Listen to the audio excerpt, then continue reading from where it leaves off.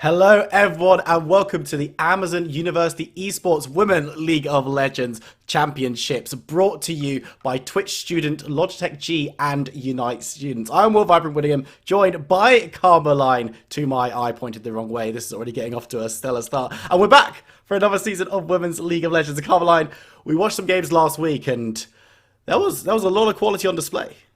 I mean, there was a lot of quality, but you know what? I'm expecting to see an even higher level of quality today. The teams that we've Oh, gotten on the stream today are so interesting to watch, and I'm actually very curious about what route will they go with the comms, because you never know what to expect from certain teams that we've got. yeah, that has 100% been the case. It's always really fascinating to see how these teams like to play, what kind of champions we can see. And I was watching some of the games last week Mhm. when we had the other casters on, and I was looking at some of the team compositions, and I was like, this probably shouldn't work. And then it worked, and I was angry, and it was a whole thing. But this is we talk about this quite a lot on different leagues that you watch and talk about how metas develop within a league. And we're on 11.4, so there's going to be new stuff to try out, buffs to certain champions that are definitely going to look very, very Mm. interesting, changes to items, which are also going to help some of the champions out. And I think this first game is going to be really exciting just because of all those changes that come through. We're going to be watching Quacker Oats going up against Astra Angels. And we've been looking at Quacker Oats a little bit in that first week, currently at a 1 and 2, so not having the best time so far, but definitely looking like they could bring out some exciting stuff. I think so, and also because I mean, this is one of the teams that I'm looking forward to watch the most because like the players, like last split, we've got so many support players just going into all the roles. But in this season, I feel like it's kind of like the reverse situation. Like so many players playing in like AD carry, mid laner, jungler, and then having to re-roll to another one to fit the team. That I think this is one of these cases, with Puck Oats. So let's see what they bring today. But I'm hoping to see quite interesting things. And I'm gonna wait until the draft to rebuild some of the picks that I expect. Yeah, no spoilers for anyone. No, we're not Spoilers. going to give Astra Angels any information about what could be picked up. But this, you've hit the nail on the head there, exactly. With the case of a lot of players might have to be role swapped or auto filled in this tournament in order to fill out what you traditionally look for, and that always creates really interesting dynamics. In especially stuff like top lane is the one that I Yeah. look at, and jungle as well, where top lane, are we going to see people kind of playing stuff that works top lane but is traditionally played elsewhere, right? You look at stuff like the Karma, which received a buff on 11.3, and we still haven't seen that come to full fruition just yet. Stuff like the Lulu as well. These champions that can be played top but traditionally are played more often elsewhere. We know that some of these players like these champions. Or are we going to see players playing stuff that is traditionally very specifically a top laner, but maybe slightly more straightforward to pilot, I guess is the best way of saying it. Champions like the Malphite, where it's not necessarily the easiest champion to play, but you know with that ultimate exactly what you need to be doing in team fights. Absolutely. And also, with this patch, I mean, the jungle has been nerfed a little bit, but it is still quite important. So I like to see how many of these players are main junglers and what can they do with the top laners, with the mid laners? I mean, mid lane is looking quite good for mages now with Moonstone thing and buff and so on. But I still want to see how that is going to work on the Rift because we have seen so little of patch 11.4. It was launched like yesterday, so I mean, It's we were talking a little bit when you were mentioning stuff like the Moonstone changes and the Everfrost changes as well, which we were yeah. quite excited by because champions that like to build Everfrost, the champions that we know these players like to play. Look at Lux as a prime example of that one. Mhm, Very, very strong champion already.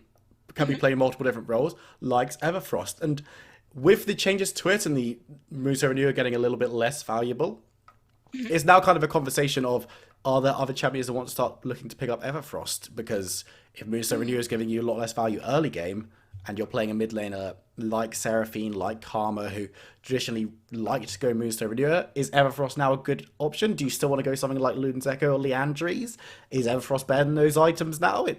There's a lot of questions that need to be answered on this patch, and hopefully in this first game we can find out the answers to it. Of course, this is League of Legends here at the Newell. There could be anything could happen basically when we get onto the Rift, and we could end up seeing people playing tanks mid. We could see no junglers. Like there's nonsense occurs in in this organization, and hopefully we'll have a little bit of spice coming up at some point today. Hmm. And I was also thinking about the items like you were mentioning Elfrost and so on. I was Mm, thinking, even if it's been buffed, are they gonna go with the usual items, or are they gonna try this other one that they might not have played with? Because mm. granted, of course, it's been buffed, but at what point do you decide to switch the itemization for that champion if you're feeling comfortable with it? Unless, of course, it's nerfed into oblivion like Samira has been this patch, you know? Yeah, I don't think that champion exists anymore. I'm a level I with you. It's it's weird and it's interesting because Samira as a champion is something that we saw a lot coming out of like at the very beginning of the season, but it's kind of fallen away. There are other champions which have taken her place, stuff like the Kai'Sa, stuff like the Jhin, and why is Samira the one that got nerfed into the ground? Like why how is this the champion that people are seeing as a problem? And it's always very interesting to see these kind of thought processes Mhm. and seeing some of the buffs that come through as well. Because there are champions that have been buffed this patch, which high level competitive players, ERL and above players, Mhm. are already seeing use on. Stuff like the Braum, already seeing use in some of these leagues. Even stuff Mhm. like the Vigar, which I hate, champion's dumb, but buffing it's fine because I ban it every game. Mhm. Champions like these, like, they were already decent. They were already competitively viable, a lot of people are saying. So receiving buffs on this last patch means maybe they could be priority. Maybe they could be something that a lot of players are going to start picking up. Maybe, but I also think like as you were saying before, like okay, Samira has received a super nerf. Like every single ability has been nerfed for her. Now the thing is, what happens with Olaf or like other or like I know Kaiser? Aren't they like strong enough to be nerfed already? And this Kana has also been nerfed this patch. So like True. it's a little, it's not even. It's not like, okay, well, nerfing these champions that are like super strong. It's kind of random, and I know what that can lead to. Last year, we had like a super good player on Iskana.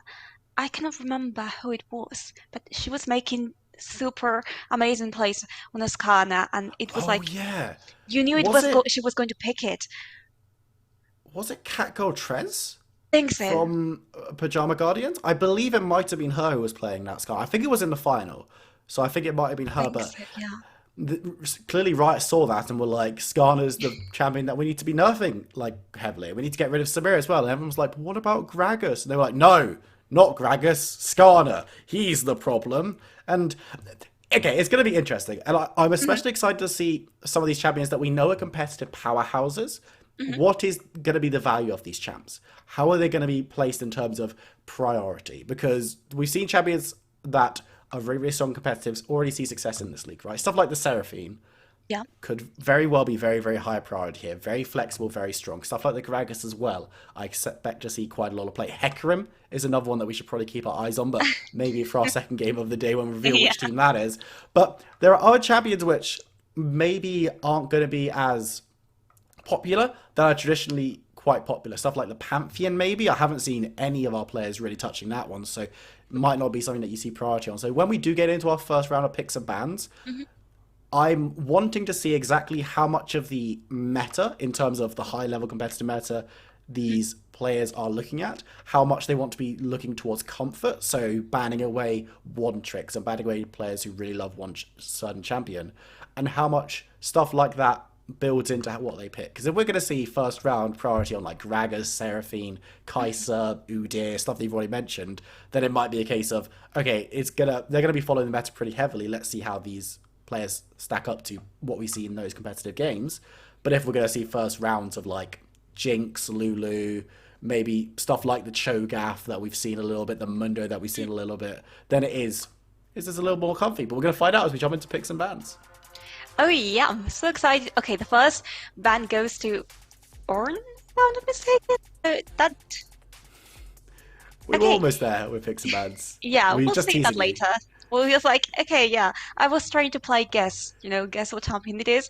But anyways, according to what you were saying, I think they will go more for comfort picks and comfort bans. Because yeah, it's true that some of the players have more meta currently, but some others like to play Nico. And Nico, yes, in like every single position, like they take her jungler, mid lane, support, like it's a little crazy. Also, Ashe, Miss Fortune, champions that are not so prevalent on the competitive scene. Now, these players just seem to keep on playing them, no matter what the state is in game. So I think we're going to see quite interesting picks. Some of them, however, they will be more classical, like Ashe, as I said before, and some others, who knows? I mean, I'm looking forward to seeing like very different champions in the top lane and jungle than what we used to, because in the end it also feels a little repetitive to see always Gragas and Olaf on the same champions again and again. And who knows? Like I want It, to see what they've got in store.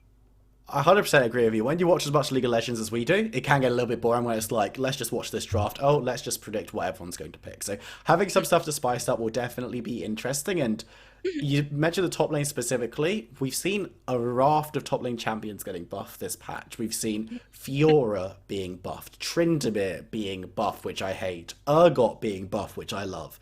Like, there's a lot of interesting stuff. I believe champions like Urgot, when they're receiving buffs, we saw Urgot last season in the Women's Yep, League of Legends Championship we here at did. Vanille. So there's definitely room for these champions to come in and be very, very powerful. And when they're champions like those three, which can completely take over the game in different ways, either Fiora being this exceptional duelist who no one can really match, Urgot being a powerhouse in team fights and on the side lane, and Tryndamere not interacting with anyone and just playing PvE for 45 minutes. Like, there's so much that can be done for this lane, and that's not even including stuff like the Ornn, which may have been banned away. We just don't know. Stuff like the tanks you see up top, like Malphite, as I mentioned earlier. There's a lot of diversity in this role right now, and I'm excited to see what these players are deciding is the strongest or what they're most comfortable playing at the end of the day. Because again, as you said, it could be all about what you've put the hours in on the Rift, and if you're confident playing something like the Teemo, then maybe you pick that one over something like the Ornn, like the Camille, which is super strong in the meta right now. Wait, Camilla has been nerfed. I know True. if it will be, she will be affected quite a lot, but she's been nerfed at Tambien, so who knows if she will keep on being played or not. Now, the thing is, who knows if the Ornn, for example, or the tanks are taken to support roles. Like, you never know when it's going to be a flex pick or not, but what we do know is that the Seraphine is going to be the first ban of the day. That's something we kind of expected. Lulu Yeah. also going off the table again. We've mentioned it a few times, and a lot of these players love playing these champions. Seraphine especially. Well, both Yeah. of them are super flexible. Both can be played mid. Both can be played support. Seraphine can go that Even marksman role. AD Lulu carry can if go you top. want to. Like, Exactly, yeah. Like, it's such a powerful pickup. The Caitlyn as well is something that we talked about before we went on broadcast. Caitlyn and Jinx have both received buffs on this patch. Caitlyn's a little bit bigger than Jinx is, but they could both definitely see play, and that's going to be a Fizz ban, which is something maybe a little bit unexpected. yeah, and Fizz is also gonna be banned. I'm like curious about this because, as far as I know, this wasn't like. I mean, Fizz is not even being seen on competitive leagues at the moment, and so. I mean, we're not gonna see him today because he's banned anyway. So, like the reasons they've got them, I'm not gonna argue to whether they want to ban. And also, Kaiser's gonna be out too. She's been nerfed too, but I mean, she's really powerful still, so it does make sense. And Pantheon. You were talking about Pantheon earlier, and they considered him indeed. Oh, see, we've got Ornn being the first lock in here, so Hey! not going to be banned, actually going to be picked up. And as I said, there's a little bit of versatility on this guy. Can go top, can go support. Probably more likely to be up in that top lane, but instantly giving power over his team in the late game with those ornament items. The Nautilus is going to be the response, going to be going for that strong support who can go in, engage hard, and considering the Darius and going for something it's going to be locked in. The Darius coming through, loves fighting, loves getting involved in those 1v1s, and I was actually watching a stream today while we were talking a little bit about Darius, and he's just kind of wants to be fighting all the time, wants to be getting in the face, and that's going to be an Ivern as well, so we've already got a lot of interesting picks coming through. Yeah, absolutely. And also, I should say the Legend of Lily is really good at Ivan. And I mean, so is Vixorel with Nautilus. So, I mean, they're choosing comfort picks. How will this result? I don't know. But those action. Oh, look, your favorite champion, Vega. Thanks, I hate it. I have not been in a game with a Vigar since last year, and the last two games that I've seen a Vigar were me, and I fed both because the champion is awful, and if you play him, you're awful. But going to be very interesting to see where this Vigar and where this Lucian goes, because both of them can be flexed down into that marksman role, but I would kind of expect this to be the mid lane matchup, just because the Vigar's pretty decent into the Lucian. He can't dash away from out of the box, and he's going to be able to get stunned up, and he doesn't really have an ability to survive massive amounts of burst, which is Vigar's whole thing. But looks like Astro's Angels on the red side not so convinced, have banned away the Katarina, who would also be a mid lane pickup, so maybe they're thinking that Lucian will go to that bot side, and Quaker Oats haven't got the memo about Samira, clearly, because that one's going to be banned away as well. Yeah, I mean, I don't think this is a good ban just for the reasons that we talked about before, like she's been nerfed into oblivion. But then again, what you were saying about the mid lane, I'm not so sure that Lucian is gonna go to the AD carry, because from what I've seen, it could very easily go to, I don't think he's gonna go to mid lane actually. I think he's gonna go to the AD carry. She's a really good Lucian player, so but you never know. This league is kind of like, okay, what do I expect from it? I mean, there's a world where the Lucian could go top and the On could go support. Oh. Like, that is still on the table. We don't know how flexible these players are with these champions. Ivern support. Okay, true story. Unsealed Spellbook Teleport Smite Ivern support is the most, like, you can make the enemy jungler's experience the most horrific. Because early game, you walk into their jungle, you steal the buff that they're not taking. And then you teleport bot. And every time the enemy buff is up, you walk into their jungle and one-shot their buff. And there's very little they can do about it. But speaking of taking down buffs very quickly, it's going to be the Nunu lock-in for Astro Angels. So we know that one's going to go. They're going to be choosing either a mid lane counter or a marksman counter, depending on where that Vigar ends up hanging his hat. But this is a pickup that you talked about yourself. The Nico is going to be on the Rift. Actually, fun fact, one of my backup picks for when my main champion in the mid lane is banned.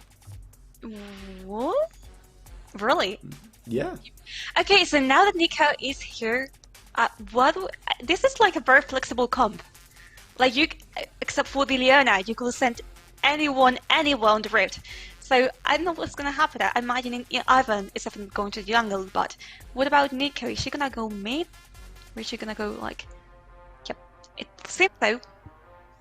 It does look that way. I think it's one of those things where both could technically be played in both positions, but Marksman Nico, or bot lane carry Nico, as we should probably call it, is not as strong as Nico mid is. Just because the way that she likes to deal damage now is much more burst, get that root off with your E, land that Q, get it popping, and deal loads of damage, as opposed to that auto-attacking style, which was most popular just after her release, when the numbers on it were wacky. But it does look like the Nico's going to be going up against the Vigar, which makes much more sense as a counter than the Lucian going into the Vigar. Lucian now gets to go alongside this Leona in quite an aggressive bot lane, you've got to imagine, into a Misfortune and a Nautilus, who have a decent amount of engage and disengage, and actually a decent amount of damage themselves, so that bot lane is going to hopefully be explosive. There is a chance that both of these bot lanes kind of shake hands and just farm away, but if they do that, the Lucian will have a bad time, because the Misfortune is going to be so much more useful in these team fights, and is going to be able to deal so much more damage. So I'm fascinated to see how that one goes down, but looking at these two team compositions, I'm much... what do you think of them, Coverline? Let's see what you think. Will I try and the cogs in my brain turn? Okay, so I don't like Astro Angels comp. I will say right away. I mean, I like the Darius pick though, but the rest of the champions, not so much. I can see how they walk with each other, but I know there is something missing for me. However, if I look at Quaka out, I really like it. I mean, I know Ornn is not first pick anymore. I know Nico is not first pick at all. I know Lucian, yeah, he's been played. But I have to say, I think the players are a lot comfier with these champions in Quacker Oats than Astro Angels players with their picks. So we'll see how that plays out. But at the moment, I'm gonna say this one is going to Quacker Oats. I think this competition that Quacker Oats have built, it's gonna be very if they play it wrong, things go very wrong very quickly for them. Because if you look at their composition, they've got all of the primary engage they could ever possibly need. They've got Ornn, Horn, they've got Leona. Everyone just bundles True. in. I expect team fights. A team fight will go well for them when Ornn hits a couple of targets with that ultimate knockup, and Leona can immediately follow up into them. So Leona's probably going to be like secondary engage for this one, but she can also use that ultimate, use that Zen Blade in a pinch. You've got Ivan as well, who's going to be able to follow up very, very quickly and easily. With that Q being able to dive in, bring Daisy in for a bit of meat. My issue here is that damage. Oh yeah. You've only got 2 damage dealers, right? You've got Lucian and you've got Nico. Lucian's damage is reasonably short outside of the culling. Nico's damage is longer range, but it's the kind of thing where if Nico doesn't go off initially, you've got a problem. And her ultimate, she needs to be right in the thick of things. So her ultimate's not going to be all that useful in terms of engaging, unless the fight is already pretty won. I'm looking at what Astra Angels have built. They've got a Nautilus. They've got a Nunu. These are 2 champions that are going to be able to follow up engage. And if they can get into the fight and get on top of either of these carries, especially also if the Darius is playing flanking well. So if Papego 02 is on the flank, is able to get in and start dealing damage to these damage dealers, then Quaker Oats kind of fall apart. And Vigar and Misfortune, while Misfortune is very, very static with the way that she fights, they're going to have a much easier time of getting their damage off and using their abilities than the Nico and the Lucian are. So I can see, I prefer the Quaker Oats composition myself, kind of, but I think it's going to be very much on their mid laner and their marksman to see how they do. Because if those 2 champions, those 2 players don't perform, then team fights are very quickly going to become, we've got lots of shields and we've got lots of tanks, but we don't have much else. Yeah, because what about the AP? Like, is it really relevant in this game? I mean, many mages have been banned, but of course are not going to be present in game. So what about it? Are we seeing a shift in the meta for Women's League of Legends here?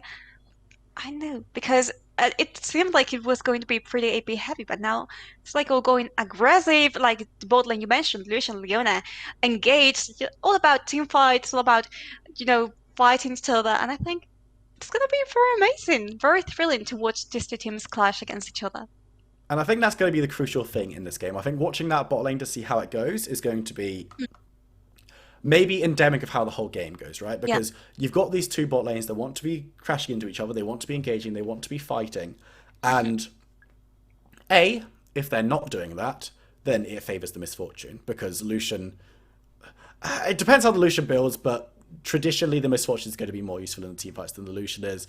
Asterisk, Lucian can go off if he builds with that Kraken Slayer and starts 2-shotting people. But how those lanes interact and how the junglers interact with those lanes, Ivan notoriously can do a lot of decent work in lanes early, can get those shields down and can make things very, very easy, especially if you're landing an Ivan Q onto an enemy in the bot lane. That means Leona's going to be able to jump within melee range, so she doesn't even need to use her Zenith Blade for engage. She can hit that Q onto one member of the bot lane, and then Zenith Blade onto the other one for both of them being CC'd. And if you can hit all of that CC on a bot lane, yeah, the Nautilus can maybe walk away. He can use his anchor to escape. But Misfortune doesn't have a shield, doesn't have an anchor, is pretty small, probably dies. So keep your eyes on that and keep your eyes on the jungle matchup as well, because I expect a lot of that action. I know we spoke about the jungle mid being quite interesting in this league going forward, but I think it's actually going to be jungle bot and maybe even jungle support if they decide to roam as like roaming death squads, because Ivan Leona especially is absolutely terrifying. If they go bot, do something there, and then both of them move up river towards mid lane, Vigar's not going to be able to do a whole lot about 3 people diving on top of him.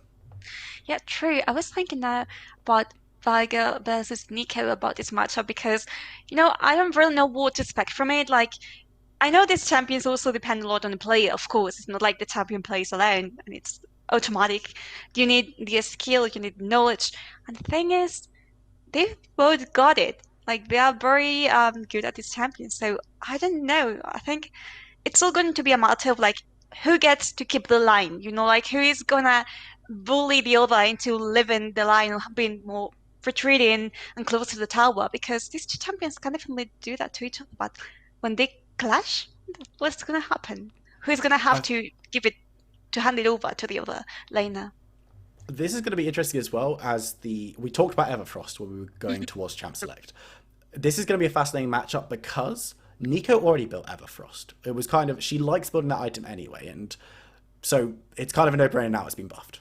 You still want to be going for that one, holding people down to allow you to hit your CC and damage easier. Always going to be fantastic. Veigar traditionally didn't build Everfrost, but it's definitely a champion that you could maybe see wanting to go for that item now that it's better. And watching Veigar's build path and seeing what Mythic is going to be built could be pretty fascinating in terms of how good is this item in the eyes of these players. True. I mean, yeah, that's what we were talking about. By the way, we're in the Rift right now, so let's see what actually happens in the game because we've been discussing what will happen, but what will happen is just a mystery at the moment. Well, not so much of a mystery if we look closely at the minimap. It seems Yeah. like they're just gonna go down lanes, just farming normally, apparently. Yeah, it's just the classic lines of scrimmage. Now, we're going to play our first round of Test Our Producer's Game Knowledge. Mr. Producer, the red team is not in top to bot order. Can you work out what top to bot order is? What if they are indeed in top to bot order? Well, then they'd be playing the game very wrong. Um, oh, yeah, correct. Well done, Phil. First attempt. Okay, Claps in so chat for our producer for getting that one. But yay. it's I'm proud of him. Yeah, me too. Okay, let's okay. Let's have a look at the game state. So the junglers are starting on opposite sides of the map, but remember Ivan's pretty wacky in terms of how he jungles. He's going to be setting up a route, and so he's kind of technically starting at his red because he'll grab that one probably pretty early on. But you can see L'Oreal on that Nunu. She's wanting just the standard blue, but crucially not getting a leash on that one, allowing the bot lanes a little bit more time. So this is kind of showing these players might want to fight. They don't want to be missing out on early experience by giving a leash and are just both going to be happy to let their junglers do their own things. Yeah, I think it also has to do with experience. Now that the jungles give less experience to the camps, maybe the junglers are just wanting to secure those before just going anywhere else. Oh, maybe they're going to. Okay, we've got the first play of the game. Yeah, just a little walk in, trying to catch out the Veigar, but Hello and bye. ooh, Miss Fortune going very low. Kiara needs to be careful on that one. Should be able to back away, but Ignite already being blown away. And this is the power that you can get from Lucian and from Leona, because Leona brings so much CC to the table, and Lucian is so easily able to follow up with that longer range engage. This is something that Miss Fortune can't really do. She can use her E to get a little bit of AoE damage, but it's not going to do that much, and she's going to have to strut up and get in range with the Nautilus to do that damage. So a lot of the time the enemies are going to spend CC by the Nautilus is just allowing Miss Fortune to close the distance, but Lucian can just press E, double tap, and he's already there. So that's the difference between holding them down so the Miss Fortune can get in range to start fighting versus holding them down so that Lucian can get the damage in. The problem that I see in that lane is that, for example, how does Leona get out of that? If he... Okay, they're going for the... Oh my god. Yeah, they're going for the Ornn. You can see the Ivan is there putting up a bush. Not going to be able to catch anyone out though. Laurel will have that snowball, remember, so could look to chase on, but has decided against, and it looks like everyone's going to leave his friends in that top side. No one going down, but Ornn, no flash available now, and maybe a little bit of a tricky situation. Yeah, Darius doesn't have it either, and I'm really liking how aggressive this seems to be, and it seems like the bottom lane has recovered a little bit of terrain now, like for the red team, we see how they've managed to come back somehow, and it almost seems like they've got a little when it comes to farming. They are definitely pushing the wave into the blue team side. However, what you were talking about before, like the Leona and so on, I mean, I think Leona is gonna be crucial this game with I am Queen playing her, but I don't know. I just feel like they're doing so well up until now. There you go, Nunu trying to get this monster ready, but oh. Legend of Lulu not particularly happy with that one, but you already mentioned the priority in the bot side is with Astra Angels right now, so Ferrixel is going to be there, going to miss out on the anchor because Ivan's hiding in a bush, but I do believe the tree will be taken out. Flashes all across the board, but first of all, going to go over to Osley Curious, who might look to get a second one. Ivan actually struts away, and there's going to be the second kill. It's going to be taken by I Am Queen on the Leona, so I thought that was looking like a decent play for Astra Angels, but they're the ones who lose two members. Quaker Oats capitalize. Absolutely. I thought it was going to be in favor of for Astro Angels. It seemed like, with the Nautilus there, and suddenly it wasn't like that anymore. Ivan came into play. Everything happened so fast, but 2 kills for Quacker Oats now. Although one has gone to support, which is not ideal, of course, but I mean, a kill is a kill, so at least both Ivan and Lucian have gotten an assist, which can be helpful.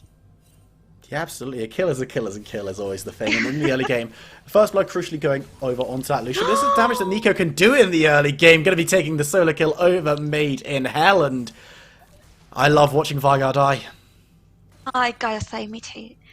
I know how to play against him, so like, seeing him die is quite satisfactory to me. Now, the thing is, okay, so Nico has gotten another kill already now at the time, being off. Also, look at the gold difference. It is already starting to be a little noticeable. 5 minutes in, I know gold cannot matter that much, especially when you've got on in one of the teams, but just like, that means that Nico can get to buy more items and be buffier and then gain the prior on her lane. So, you talked about it.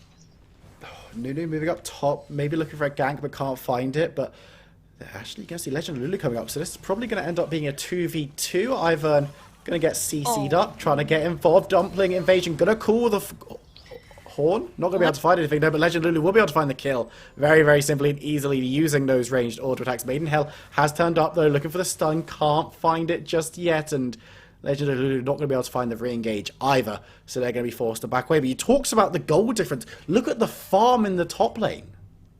Oh my god. So I honestly thought Darius was going to put all into trouble, like by being aggressive, by being like, I saw this top laner in particular, being very aggressive when it came to her champion pool, and now that I'm looking at it, it's like, I mean, Darius is not doing what a Darius will usually do, which is not just to stay there and be like on the turret, like, okay. But in this case, Ornn has the upper hand, and I mean, what else can you do? He's just like farming like crazy.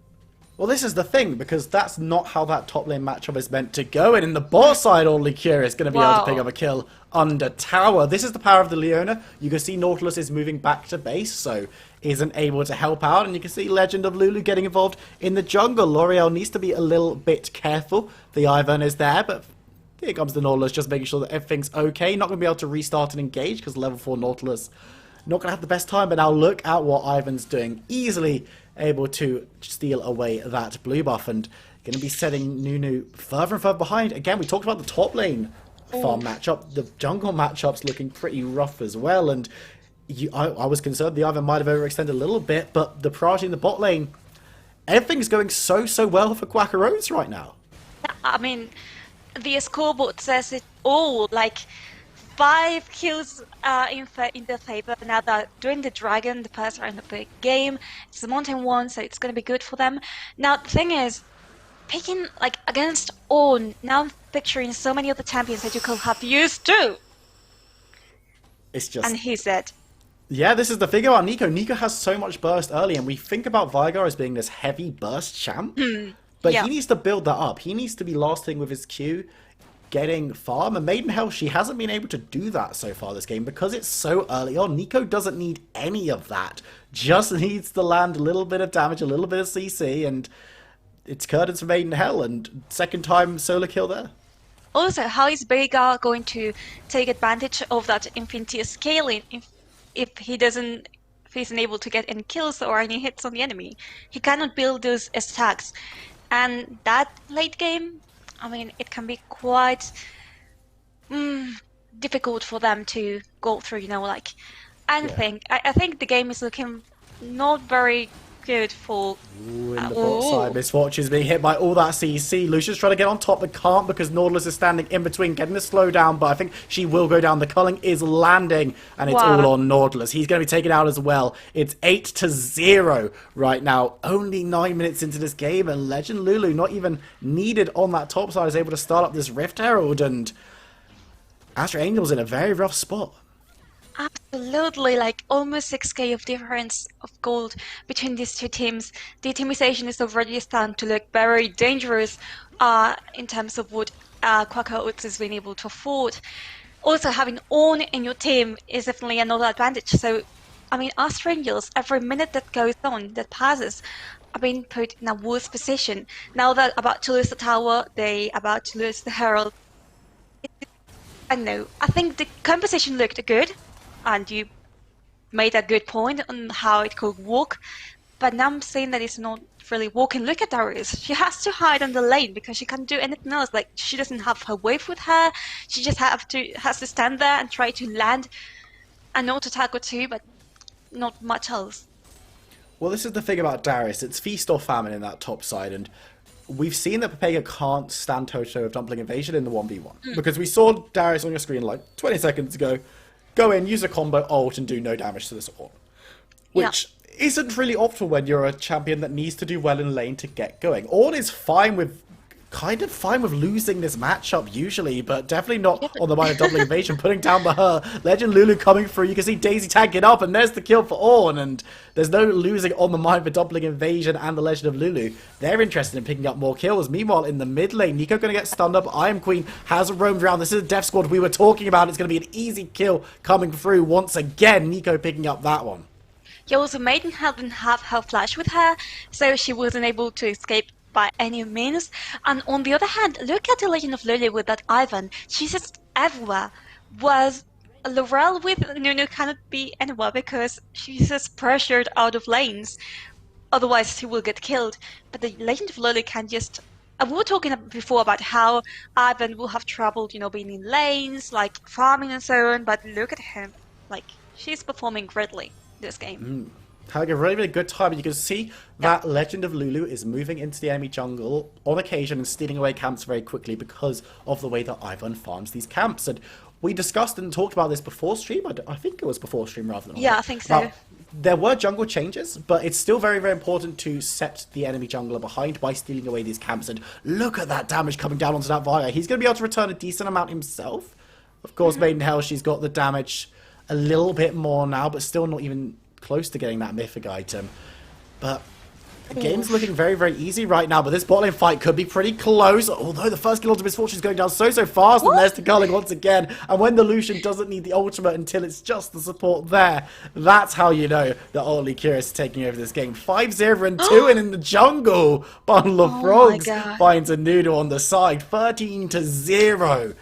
This game looking very rough for Astra Angels. 13-0 and also 0-6 for Astro Angels at bot lane, which is, I mean, for every lane essentially, because unfortunately they haven't managed to get any kills though so far. In the past fight, you were talking about how it was going to be close, but it wasn't that so much in the end because somehow Quaker Oats might have better synergy. Oh my god, about to.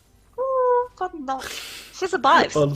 Bundle of Frogs able to get away at the end of that one. Legend of Lulu moving through, can't find a CC, and Nico does need to be careful. Could get one shot very, very easily from a Veigar at this range, and Leona looking to get in, can't find the Zenith Blade, though will be CC'd up on the tower, and could be in a lot of trouble. The Nuna Ultimate Absolute Zero has been burnt, but there are shields on the way out, so it's confidence and comfort coming through from Quacker Oats, but if they want to go for that perfect game, they can't be engaging on the tower like that.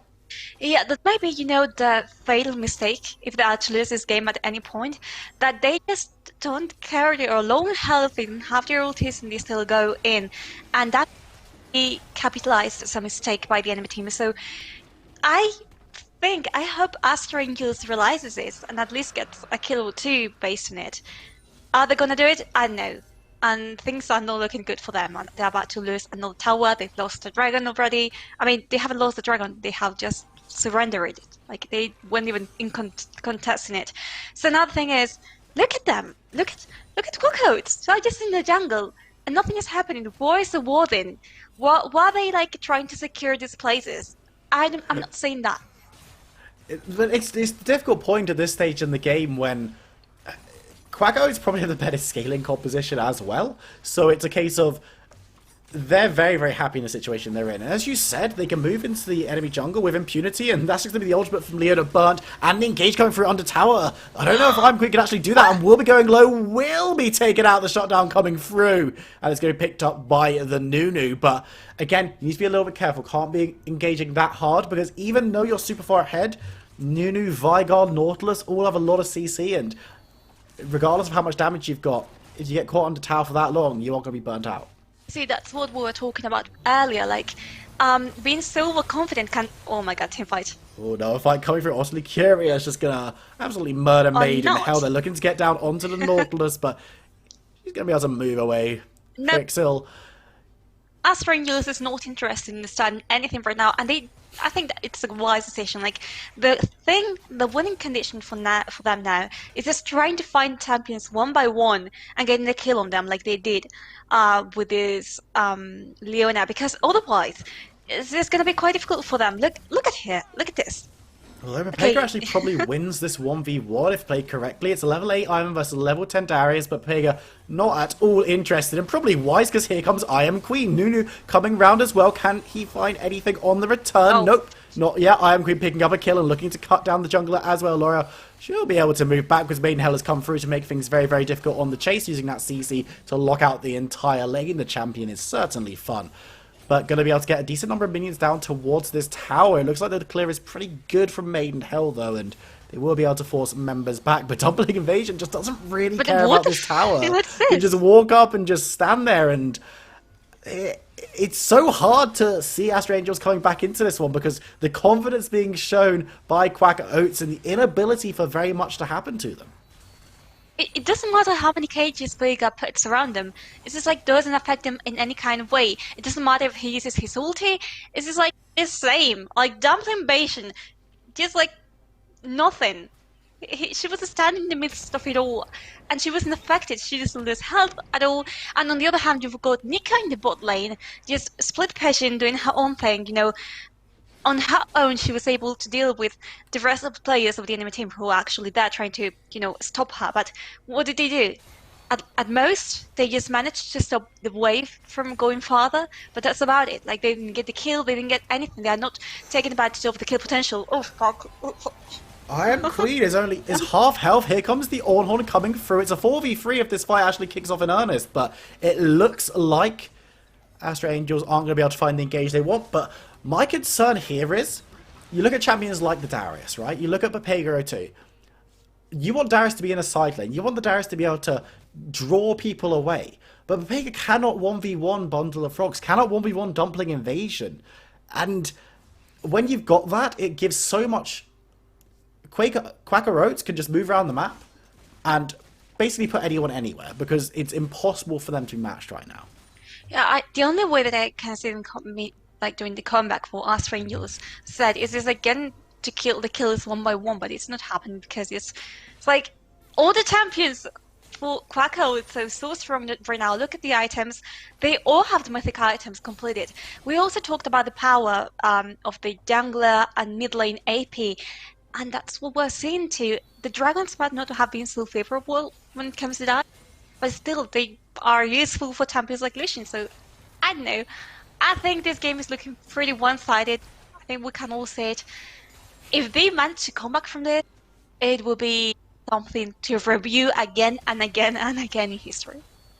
Absolutely, and we're going to see another fight potentially kicking off. Bundle of Frogs manages to catch onto the Nunu, going to be taken very, very low and taken down. This one getting that ultimate across the fight, but look at the Ornn, he just doesn't care about any of the damage coming out right now. Legendary Lulu on the side, maybe looking for a re-engage alongside the Daisy. Can the CC land? Nope. Maiden Hell going to be able to dance away from all of that, but another fight won from Quacker Oats, and they're going to be able to drop the Rift Herald down mid as well, but they're not going to stick around to make sure it's forced through, just using that one for a little bit of pressure in the mid lane while they look towards that third dragon. As you said, Cloud Dragon Soul would be pretty nice for someone like the Lucian, and it looks like they can play for that one in 5 minutes time.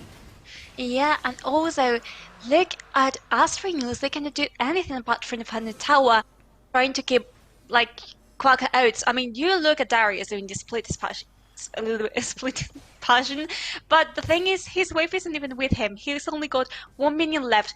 it's gonna take about 10 seconds for the rest of the wave to get to what he is. So the time that he's kind of wasting being there also means that Quacker Oats have more time to retreat and to try and go mid lane and bottom lane like Nico is doing right now.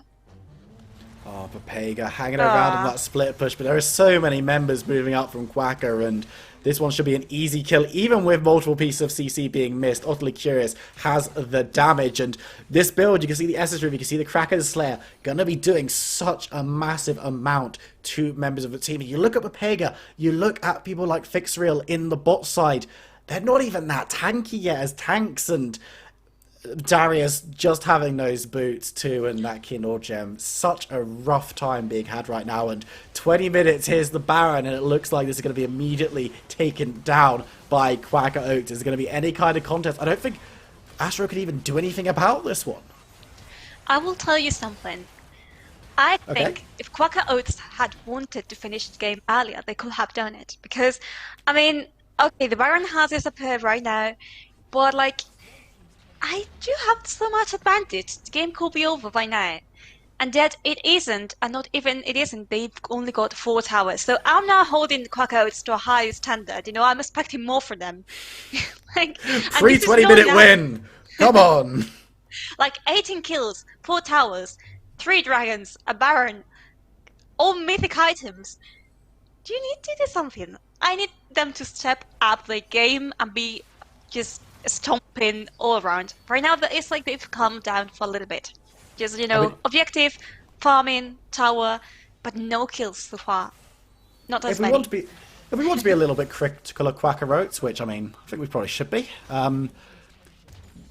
traditional wisdom is that you want to be getting the Frostfire Gauntlet on as opposed to the Sunfire Cape. So, question mark pings in chat for that one. But I mean, the tenacity is pretty good on the Ornn, especially when you're feeling so comfortable to move forward. And at this point, the itemization doesn't really matter in terms of item to item, because you're not competing against another mythic. You're competing against essentially nothing. And that's going to be the mid lane tower being broken open. 21 minutes. The inhibitor will probably go down as well. A big fight is kicking off. Osby Curious gets the first one as Papega is unable to do very much at all. Nunu stepping away. Nautilus and Vigar holding their CC. You can see Kiara moving onto the map as well. Misfortune could be looking for something, but there's so little damage coming through from this Astra Angel's side. The second inhibitor will be taken in short order. Oddly Curious doing a number on that. We'll be able to secure it, and this is where a final team fight could well kick off. Laura looking for the engage, can't find it, is forced to back away half health. Nunu not tanky enough to stand and weather the storm right now, and in fact is going to be deleted. Bundle of Frogs picking up a bundle of kills in this game. Nico looking for the engage, can find it onto Nautilus. Look at Misfortune, untouched, and actually doing okay amount of damage. Going to be chased away. Bundle of Frogs does manage to survive on a sliver of health as Maiden Hell looking for that last hit. First Nexus Tower goes down, as does the Vigar. Pega back on the map, looking to defend, can't do so. Gets CC'd up, knocked up, and taken down. The tower on the Nexus will fall as well. Legend of Lulu needs to be a little bit careful, but not that careful. Still half health, still looking to defend, but it just doesn't matter. The Nexus will explode. 23 minutes on the dot, and Quacker Oats win this one. Okay, I think everything that I was asking of them in the last few minutes, like around minute 20, they just did it like the towers and everything. So, nothing to complain about. This game was You'll- quite good for them. I don't understand how they are going 1-2 currently. Like, what have they done in the past games that made them lose? You know, what is the problem with them? Do they know how to close the game? What is it? What is the mistake to be made? Well, I mean, these are the questions, right? And you look across the game, you look across last week, and then you look today. Could well just be a case of very, very different mentality going into it. A little bit more time to gel as a team and practice as a team. As you can see, both of these teams were from mixed universities, which is unique to the Neil Women's League, as opposed to the Classic League, as I call it. These teams don't have to become from the same university. So it might be a case of them bedding in and trying to learn how each other plays, learn the dynamics, and especially in places like bot lane, where we look. Obviously, Curious played absolutely sensationally well down in that bot side. It has to be said very, very easily. I mean, everyone on the team for Quacker Oats played exceptionally well in this game. But having that Absolutely. dynamic and being able to follow up on engages from the Leona resolution is very, very crucial. And we saw it time and time again. After the first play bot side, these two players they were absolutely on the same wavelength. Leona engages, gets that center play, gets that stun. Immediately, utterly curious, she's like, let's go in, let's get this kill. Let's take down the carry first and then support. And it happened, rinse and repeat so many times. So maybe this is the beginning of Quackeroat's rise to prominence. Maybe it was a one-off. We'll have to see as the season goes on. Astra Angels, back to the drawing board with you to review and see what could be done better. But I think it was just a case of this game being outperformed. Yeah, absolutely. And also, we've talked about the bot lane, but like as you said, for the rest of the players are just equally amazing. The lane of Lily was just that Ivan was top tier for her. Then we've got Mandla Frogs. She was also really good. And of course, the Nika mid lane by utterly I'm sorry, not totally dumping invasion. I wasn't expecting that so much from that champion because I was like, okay, Nico is not meta right now, blah blah. But she just, I shut up. She was right. That pick was on point. Bundle of Frogs absolutely knows how that Nico works. I said at the beginning of the game, it's one of the champions that I pull out when my main's banned in ranked, and this is exactly why. Nico can do deceptively huge amounts of damage, can run over a game, and I mean, at the end of the day, it was a case of the whole team running over the game. It wasn't just the Nico, but getting solo kill after solo kill in that mid lane without having that much jungle presence because Ivan's busy stealing away all the camps and having a great time elsewhere. A very, very commanding performance. Exactly what we wanted to see from them, and hopefully this will be the start of something good for Quackeroats. Astra Angels, commiserations. Hopefully there are wins on the horizon for all of you folks. We're going to jump to a short break, but when we come back, we're going to be jumping into our second match of the evening. So don't go anywhere. We'll see you in a few minutes. Bye-bye.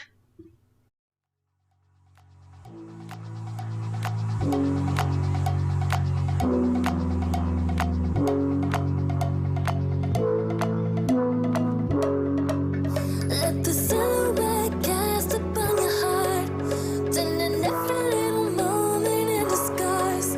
Baby, it's our chance to make a start, so we can fly. I know that we will make it. I know that we will make it. I know that we will make it. I know that we.